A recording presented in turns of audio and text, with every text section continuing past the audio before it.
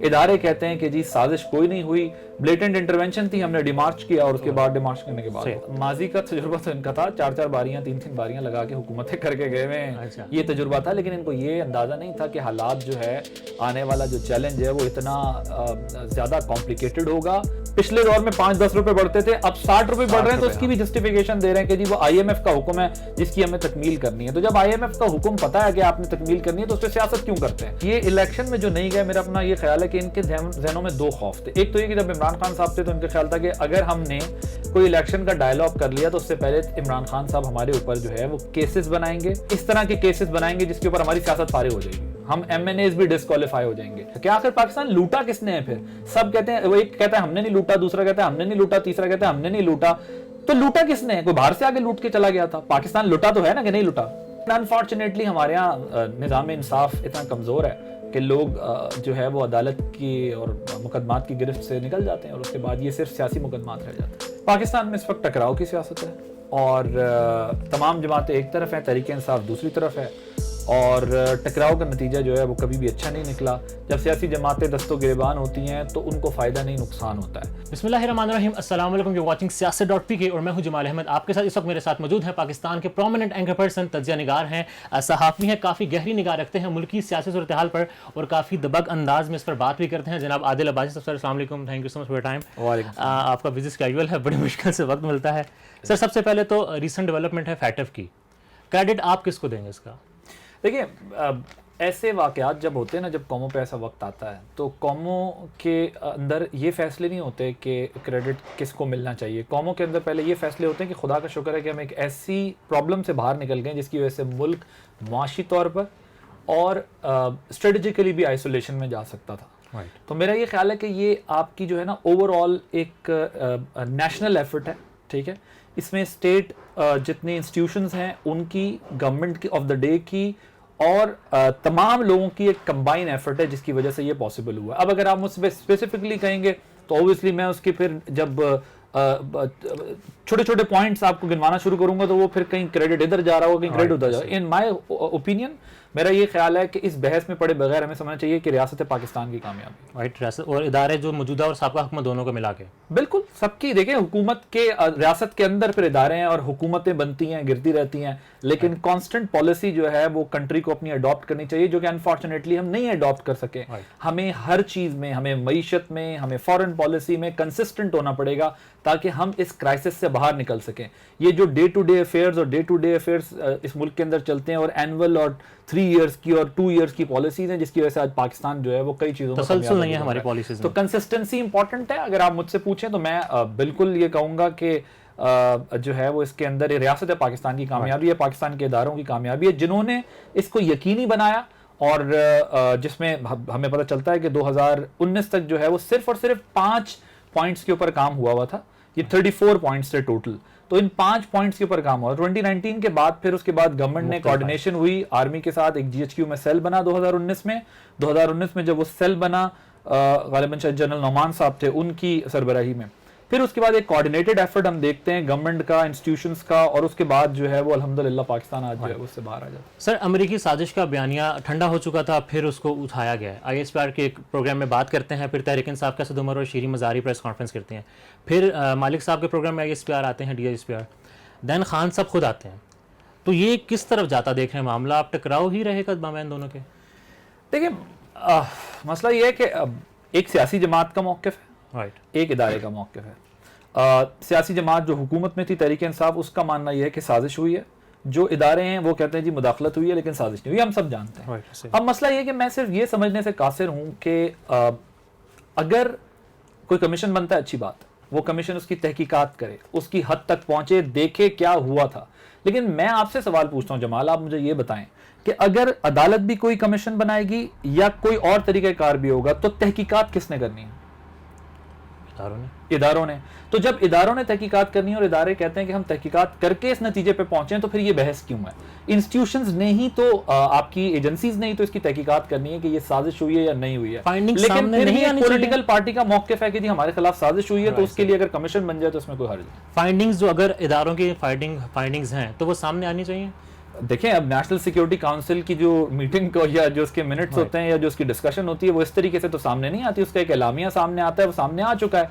और जो खत है वो खत वजीर आजम और उनकी काबीना ने देखा हुआ है, और या जिन लोगों ने देखा हुआ है वो बता सकते हैं उस खत के अंदर क्या है। लेकिन ये नेशनल सीक्रेट एक्ट के तहत जो है ऑब्वियसली उसको पब्लिक नहीं किया जा सकता, लेकिन उन्होंने अपने वुज़रा को, काबीना और कैबिनेट को अप्रूव करके दिखाया। कॉन्टेक्स्ट के हवाले से कुछ मालूमात हैं आपके पास साइफर के?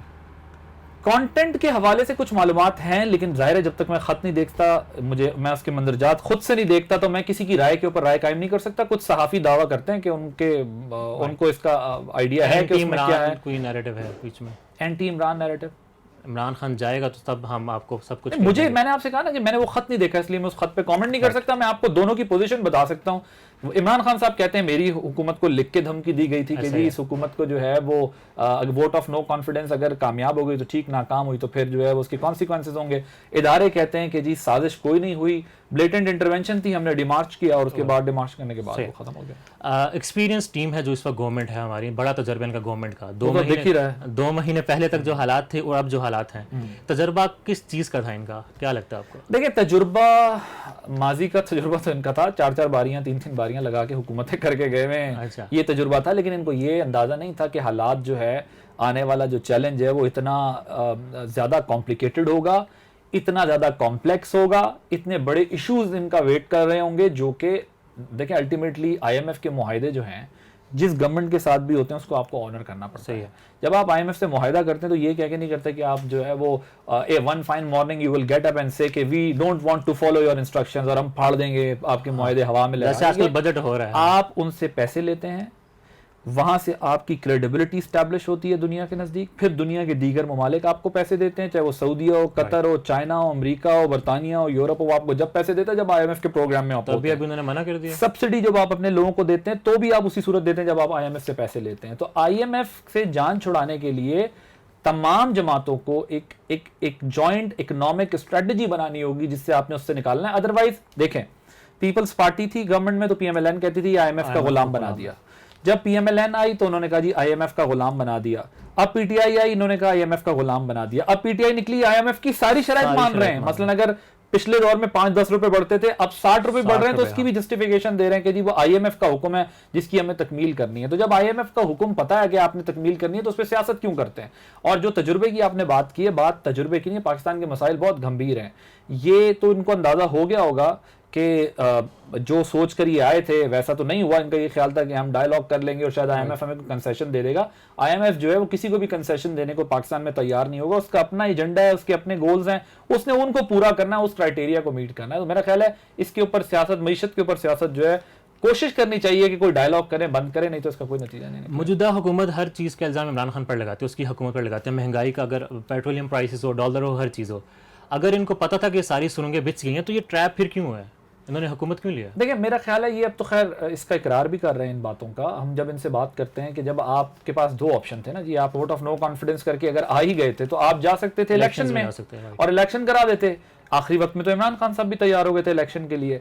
तो ये इलेक्शन में जो नहीं गए, मेरा अपना ये ख्याल है कि इनके जहनों में 2 खौफ थे। एक तो ये कि जब इमरान खान साहब थे तो उनका ख्याल था कि अगर हमने कोई इलेक्शन का डायलॉग कर लिया तो उससे पहले इमरान खान साहब हमारे ऊपर जो है वो केसेस बनाएंगे, इस तरह के केसेस बनाएंगे जिसके ऊपर हमारी सियासत फारिग हो जाएगी, हम MNAs भी डिस्क्वालीफाई हो जाएंगे।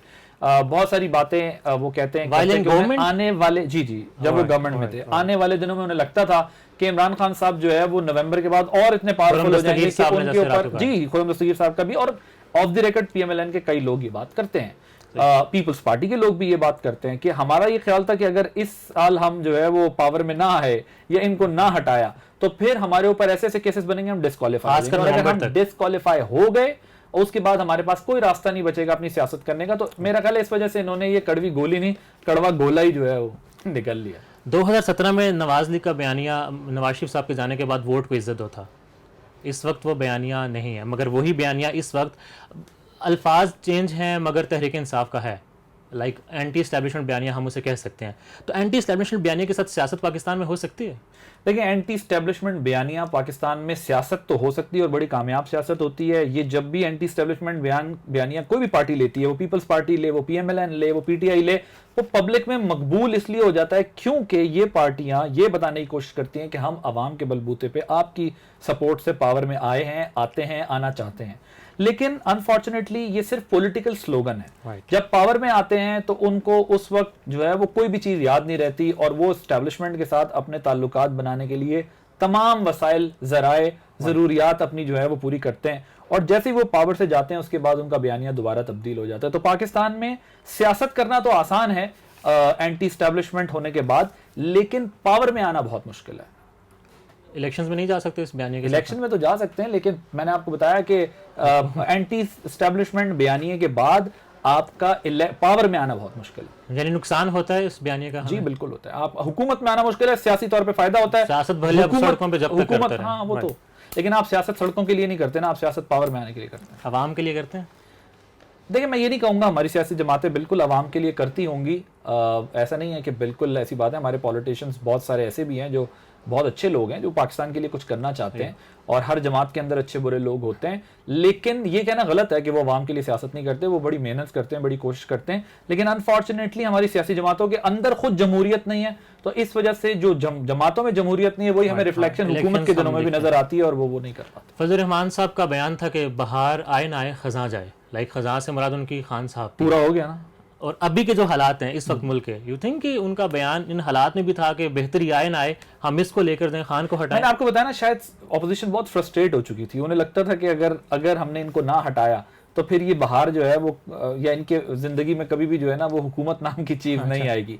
तो जब उन्होंने ये हालात देखे तो उसके बाद वो इस हद तक भी चले गए कि बहार आए ना आए खजान चली जाए। तो मेरा ख्याल है कि ये सब इसी इंतजार में थे कि अगर हमने ये सब कुछ ना किया तो फिर हमारी जो है वो जेलों में हमें जाना होगा या हमारे पे केसेस बनेंगे। आज सर प्रेस कॉन्फ्रेंस होती है, तोशा खाना केस सामने ले आते हैं, हीरो की अंगूठी की बात होती है और अब बात चली अलकादर यूनिवर्सिटी की। गवर्नमेंट में है, सारे इदारे इनके साथ में और तकरीबन तहरीक इंसाफ और जमात इस्लामी के अलावा तमाम जमातें हुकूमत में है। केसेस बनाए, मुकदमा क्यों नहीं चलाते?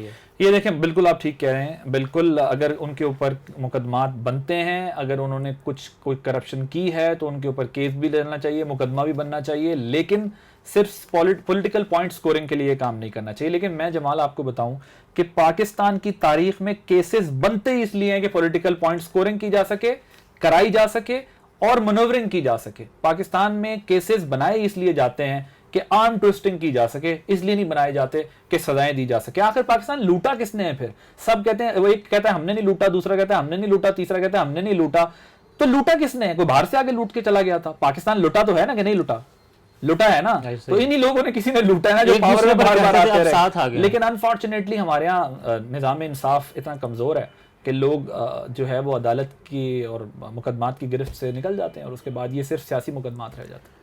इन सब हालात में आप मतलब इदारों का किरदार आपके सामने है, जुडिशरी आपके सामने है, सियासी जमातें एहतजाज करेंगी, वे फॉरवर्ड क्या है? सियासी इस्तेकाम आएगा, एहतजाज की सियासत है, बयानियों की सियासत है, यहाँ पर टकराव की सियासत है, मतलब लड़ाया जाएगा या फिर कुछ हम इस्तेकाम देख सकते हैं? पाकिस्तान में इस वक्त टकराव की सियासत है और तमाम जमातें एक तरफ हैं, तहरीक इंसाफ दूसरी तरफ है और टकराव का नतीजा जो है वो कभी भी अच्छा नहीं निकला। जब सियासी जमातें दस्तो गिरबान होती हैं तो उनको फ़ायदा नहीं नुकसान होता है। और पाकिस्तान की सियासी जमातें जो है वो अनफॉर्चुनेटली उन्होंने माजी से कोई ख़ास सबक नहीं सीखा है। वो वहीं पर हैं, पावर में आ जाएंगे तो ये बयानात सब ख़त्म हो जाएंगे, हवा में क्या कहते हैं तहलील हो जाएंगे। और अगर पावर में नहीं होंगे तो उसके बाद आप ऐसे ऐसे बयानात सुनेंगे कि आप अकल शशदर रह जाएगी, आप शॉक्ड हो जाएंगे। आजकल देख रहे हैं तो आपको ये होता है। बस बिल्कुल आखिर में आपके ख्याल में वे फॉरवर्ड क्या है इन हालात से? मेरा ख्याल है political dialogue, political dialogue, political dialogue. तमाम जमातों को अपने पर्सनल जो डिफरेंसेस हैं उसे एक तरफ रखकर they need to sit together और they have to make a long term plan for the Pakistan. ठीक है, आप ये कहें जी हम आपके सियासी मुखालिफ हैं, सियासी दुश्मन हैं, हम सियासत में आपके खिलाफ इलेक्शन भी लड़ेंगे सारा, लेकिन ये पॉइंट्स, ये चीज़ें ऐसी हैं जिसके ऊपर कॉम्प्रोमाइज़ नहीं होगा। मसलन जिससे मैंने आपको शुरू में बताया, फॉरेन पॉलिसी है वो कंसिस्टेंट होनी चाहिए, इकोनॉमी कंसिस्टेंट होनी चाहिए, आपकी जो है वो जुडिशल सिस्टम को स्ट्रॉन्ग करने के लिए सबको कोशिश करनी चाहिए, आपकी रिफॉर्म्स होनी चाहिए इंस्टीट्यूशंस के अंदर। कुछ पॉइंट्स ऐसे हैं कुछ इंटरनल मैटर्स ऐसे हैं, एक्सटर्नल मैटर्स ऐसे हैं जिनके ऊपर कंसेंसस होना चाहिए मैक्सिमम। जैसे 18वीं तरमीम कर ली थी ना सारी जमातों ने, किसी ने किसी को थोड़ा कुछ इधर फायदा दिया, उधर नुकसान हुआ, उधर फायदा उधर नुकसान, मिलजुल के उन्होंने कुछ कर लिया। जैसे अभी कानून नैब वाले हुए, सबको बैठकर, वो तो अपने फायदे के लिए उन्होंने किया ना, उन्होंने कहा क्योंकि इसमें से जल्दी जल्दी निकला जाए तो ये ना देर हो जाए, जिस तरह हम बात कर रहे हैं। तो जो जमातें, तमाम जमातों को बैठने की जरूरत है, नेशनल डायलॉग की जरूरत है, और अगर टकराव की सियासत में जाएंगे तो सियासतदानों को फायदा नहीं नुकसान। और जी स्टेबिलिटी इज वेरी इंपॉर्टेंट। देखते हैं स्टेबिलिटी आती है या नहीं देखिए सियासत के। अल्लाह हाफ़िज़।